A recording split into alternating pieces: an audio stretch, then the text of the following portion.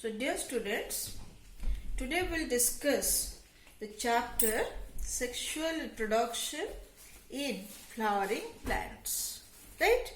So before discussing this chapter, let me tell you, already we have discussed in very detail about the process of sexual reproduction or the common pattern followed by all the organisms for sexual reproduction.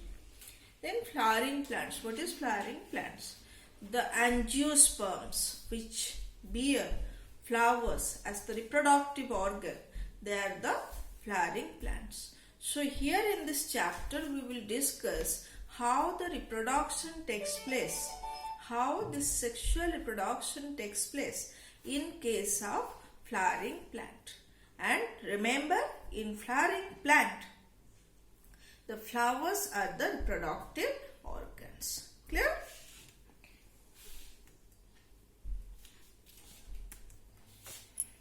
So here you see a picture, right?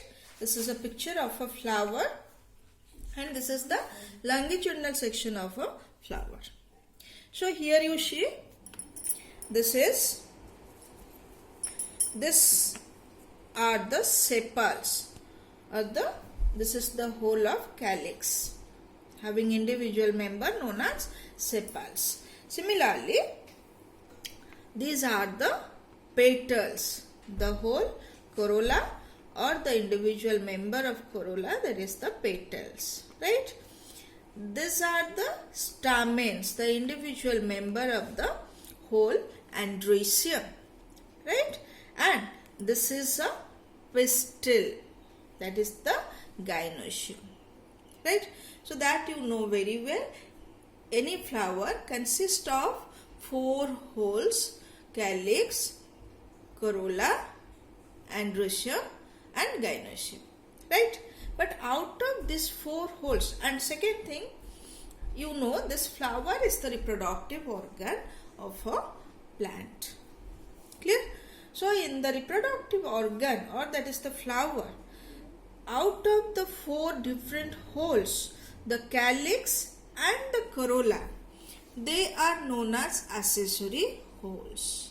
Remember, calyx and corolla are the accessory holes. Stamens are the androecium, carpels are the gynoecium, are the reproductive holes. Right? So now the question is, why calyx and corolla are known as accessory holes? Why stamens and carpels are known as reproductive holes? Right? So let me tell you, this calyx and corolla, they do not have any role in the process of reproduction. Clear? So they are known as accessory hole. So the question is, if they do not have any role in the process of reproduction, then what role they have? Why they are present? So calyx is present as a protective organ, and also if it is green, it carries out photosynthesis, right?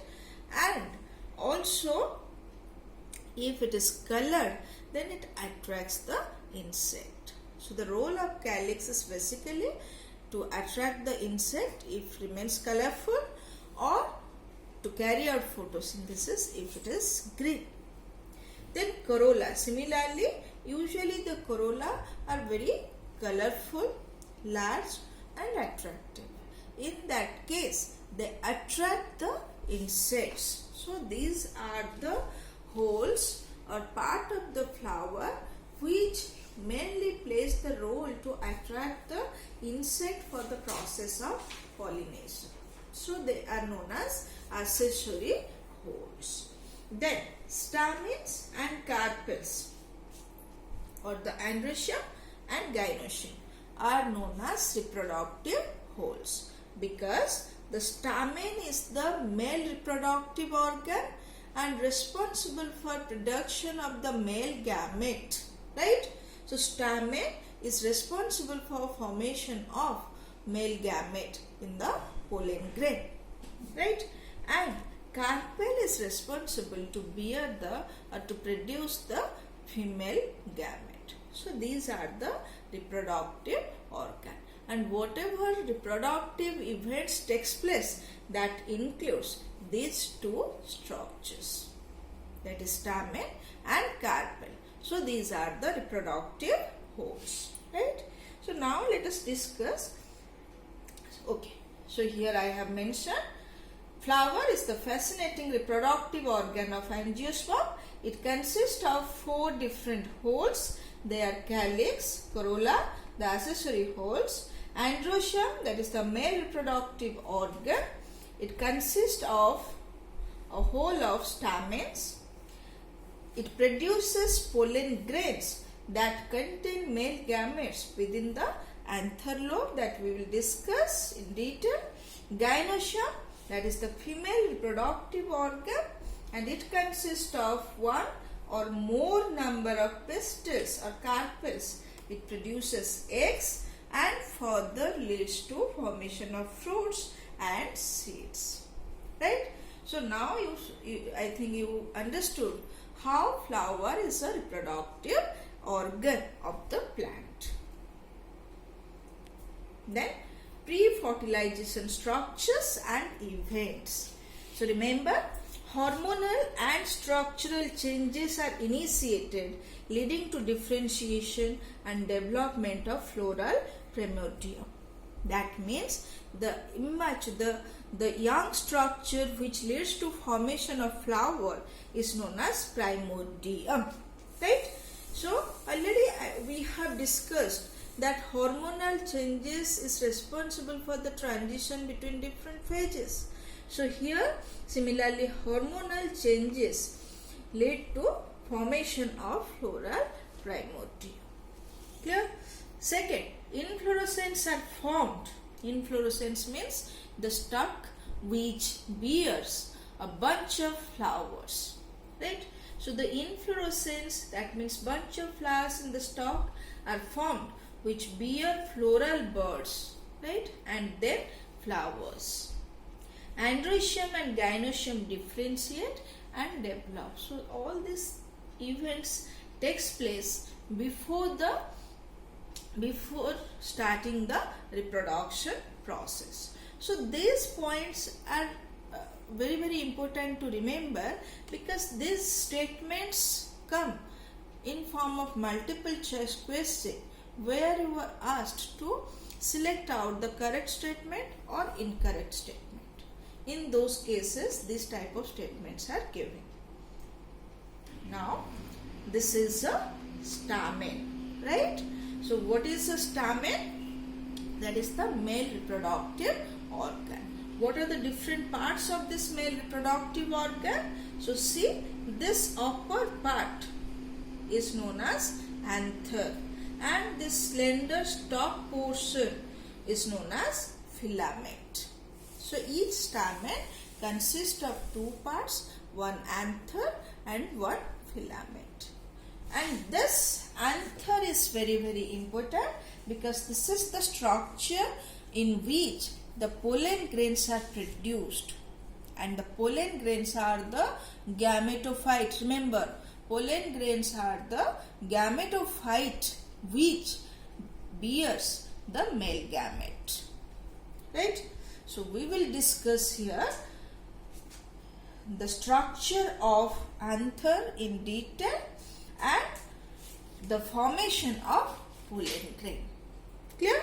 So here you can see the anther consists of 2 lobes, right? So anther is said to be bilobed, right? And these 2 lobes are joined to each other by means of a connective. Here you can see there is a connective. So the 2 lobes are joined to each other by means of a connective. Then each lobe, right? Each lobe consists of a thicker. Each lobe is longitudinally splitted and having 2 thicker. That means each lobe is dithecous. That means each lobe has 2 chambered, right? So this thicker extends longitudinally throughout the length of the lobe of anther. Here you see, this is starts from here and ends at the end of the lobe. So throughout the length, the lobe of the anther is having 2 chamber. That means anther has 4 chambered, or this is called bilobed and ditheccus, right? So here you see, here is 1 chamber, here is 1 chamber, here is 1 chamber, and here is 1 chamber. This is the transverse section. If we cut this here, we will find this type of structure, right? And the theca runs like this, longitudinally it runs throughout the length, and these 2 lobes are joined by means of a connective here. Clear? So now I think you understood the structure of a stamen.